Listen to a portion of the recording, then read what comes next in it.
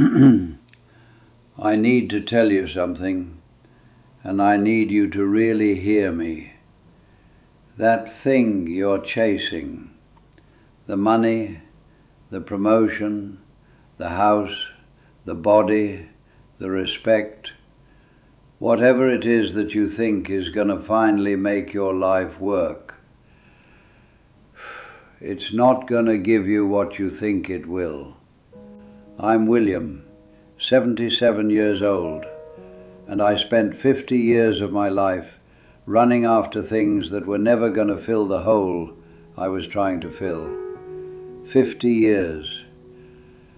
That's a long time to be chasing the wrong thing. So sit with me for a few minutes, because what took me half a century to figure out, I'm going to try to give to you right now. And maybe, just maybe, you won't waste as much time as I did. We all do this thing. We all say, I'll be happy when. I'll be happy when I get the promotion. I'll be happy when I pay off the house. I'll be happy when I retire. I'll be happy when people finally respect me. I said that my whole life.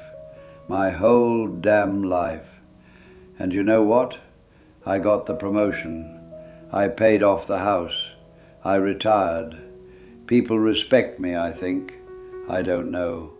At 77, you stop keeping track. But here's what nobody tells you. When you get the thing, there's always another thing. Always. The finish line moves. You think you're almost there, and then you look up, and it's further away than when you started. I spent 50 years running toward a finish line that didn't exist. Let me tell you something about myself that I'm not proud of. I grew up poor. Not starving poor, but poor enough to know it. My father worked at a factory his whole life, came home tired every night, hands all beat up, and people still looked at him like he was nothing, like he didn't matter. I watched that. I was maybe 10, 11 years old, and I watched how people treated my father. And something in me said, that's not going to be me. I'm going to be somebody. I'm going to make people respect me. So that's what I did. I worked. Lord, I worked. 60, 70 hours a week sometimes. Missed my kids growing up. Missed dinners. Missed baseball games. Missed everything. But I was building something. I was becoming somebody. By 52, I was a vice president. Corner office. People called me sir. My name was on the door. And you know what I felt? Nothing. I mean, not nothing. I felt, I don't know how to describe it. Empty, I guess. Like I climbed all the way up this mountain, and when I got to the top, there was nothing there. Just another mountain.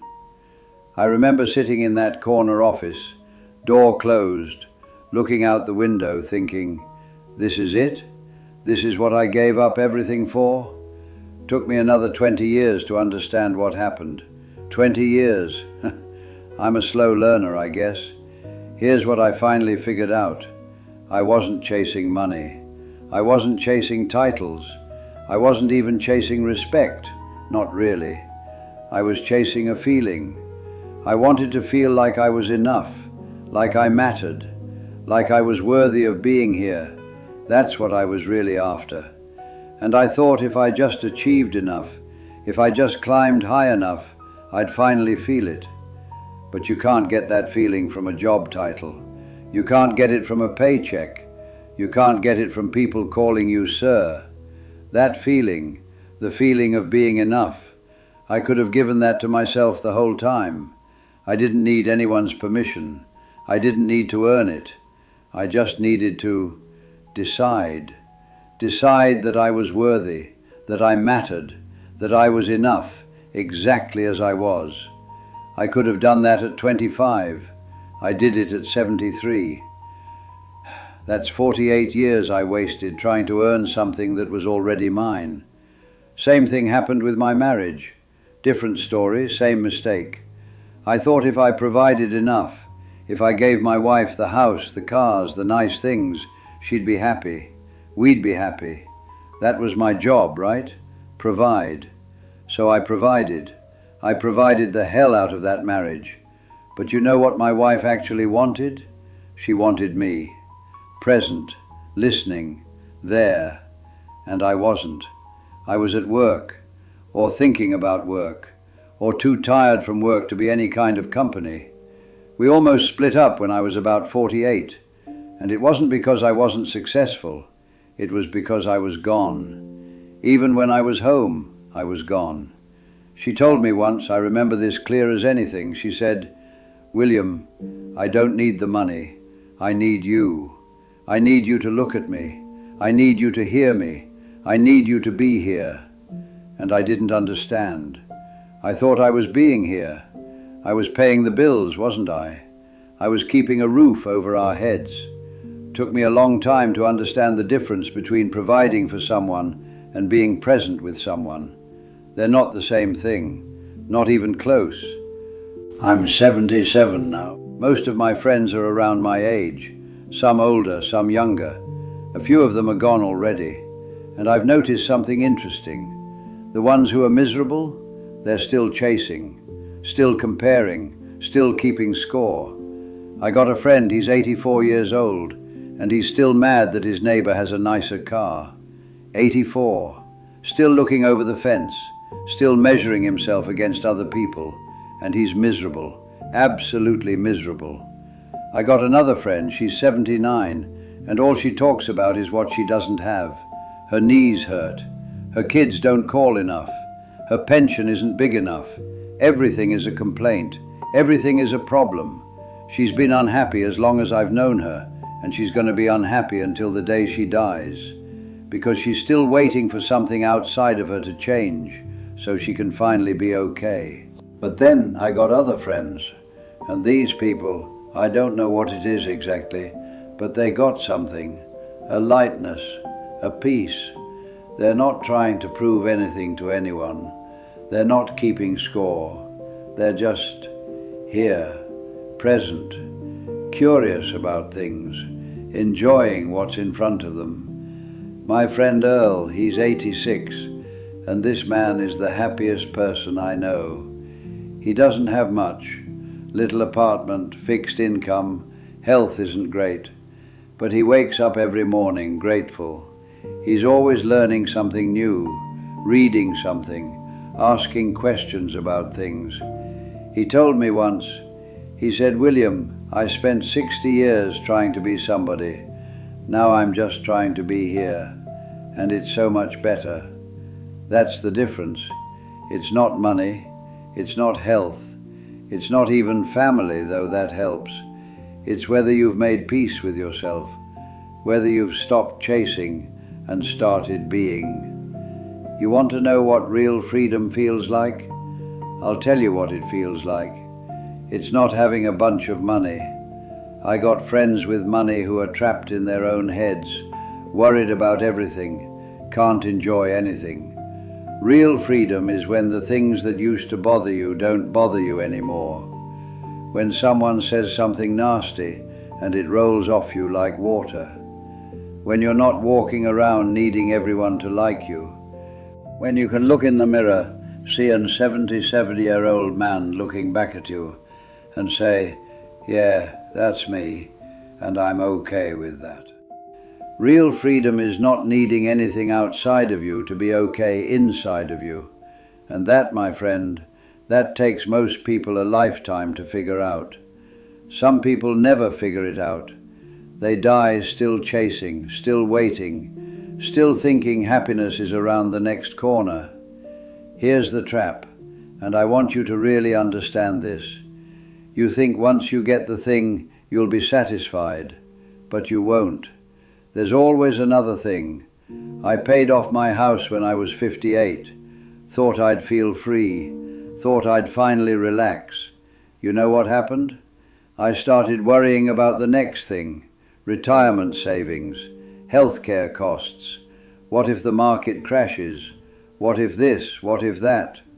The fear didn't go away when my circumstances changed. The fear just found something new to attach itself to.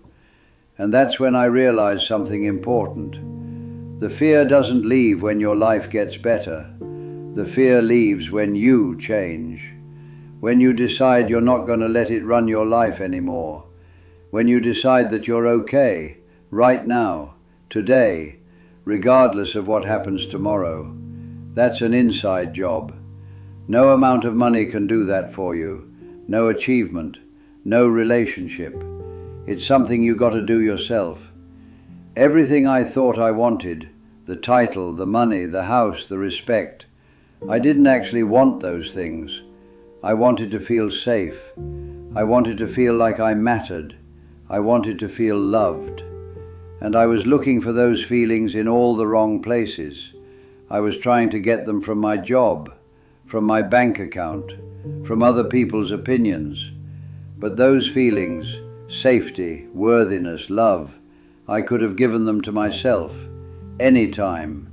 I didn't need to earn them. I just needed to accept them.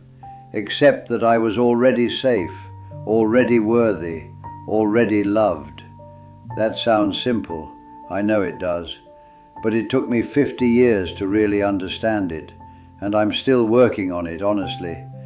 77 years old and I'm still practicing. Young people think happiness is at the finish line. I thought that too. But there is no finish line. You get one thing, there's another thing. You solve one problem, another one shows up. That's just life. That's how it works. So if you're waiting until everything is perfect to be happy, you're going to wait forever. Because it's never going to be perfect. Something's always going to be wrong. Something's always going to be missing. The journey is the destination. I heard someone say that once and I didn't understand it. Now I do. This is it. Right here, right now. This is your life. Not when you get the promotion. Not when you meet the right person. Not when you pay off the debt.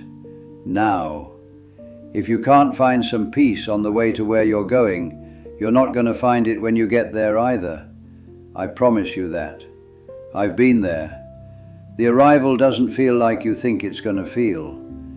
So here's what I want you to take from all this. Stop waiting. Stop telling yourself, I'll be happy when. That's a lie. I believed that lie for 50 years, and all it gave me was 50 years of postponed living. Whatever you think you need to be happy, you don't need it.